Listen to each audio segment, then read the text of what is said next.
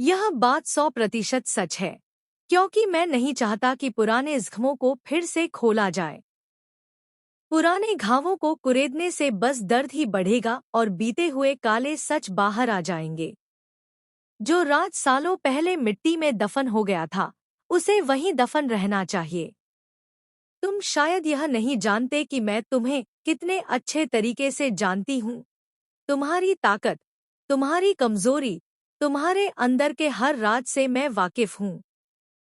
तुम खुद को बहुत चतुर समझते हो, लेकिन मेरे सामने तुम्हारे सारे पत्ते खुले हुए हैं। ऐश्वर्या इस बार हंसते हुए अपनी सारी चालाकी और चालबाजियों का खुलासा अनिरुद्ध के सामने करेगी।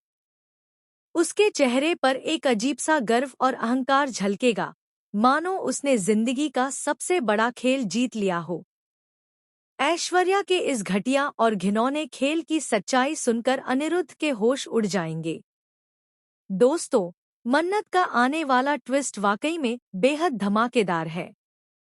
मन्नत इस समय ऐश्वर्या के झूठे नाटक में इतनी बुरी तरह फंस चुकी है कि उसे समझ ही नहीं आ रहा कि वह सही कर रही है या गलत। पहली बार मन्नत एक ऐसे रास्ते पर चल पड़ी है जो सीधे उसके अपने विनाश की ओर जा रहा है। वह एक बेगुनाह इंसान, और वो भी अपने ही पापा अनिरुद्ध को गुनहगार साबित करने में लगी हुई है। उधर कहानी में एक तरफ मल्ला विक्रांत का दिल जीतने के लिए जी-जान लगा रही है, लेकिन उसकी हर कोशिश नाकाम हो रही है। वहीं दूसरी तरफ श्रुति अब पूरी तरह से ऐश्वर्या के साथ खड़ी है। वह हर किसी से यही कह रही है कि हमें ऐश्वर्या के लिए लड़ना चाहिए, क्योंकि वह बेचारी है। लेकिन असलियत यह है कि ऐश्वर्या का चेहरा अब डर और चिंता से भरा हुआ है। उसके मन में सबसे बड़ा डर यही है कि कहीं उसका असली चेहरा सबके सामने न आ जाए, क्योंकि उसने जो खेल रचा है और जितना बड़ा झूठ बोला है, उसका खुलासा होते ही उसकी पूरी दुनिया बिखर जाएगी।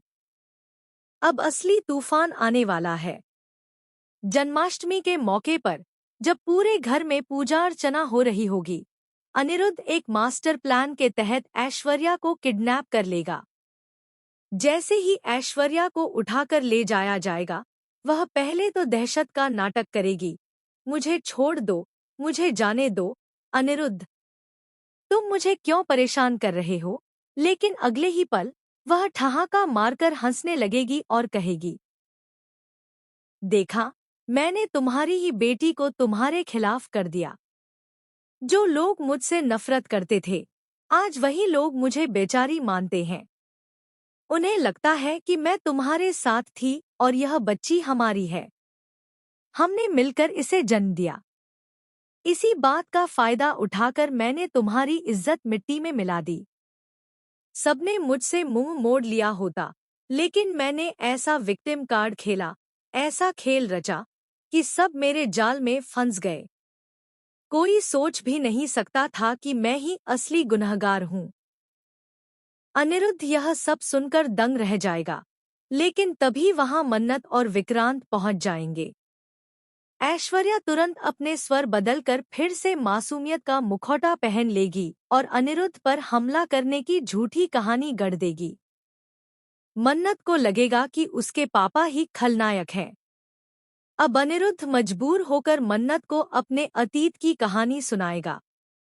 वह बताएगा कि कैसे सालों पहले वह और ऐश्वर्या एक दूसरे से सच्चा प्यार करते थे, कैसे उन्होंने एक साथ कई सपने देखे थे।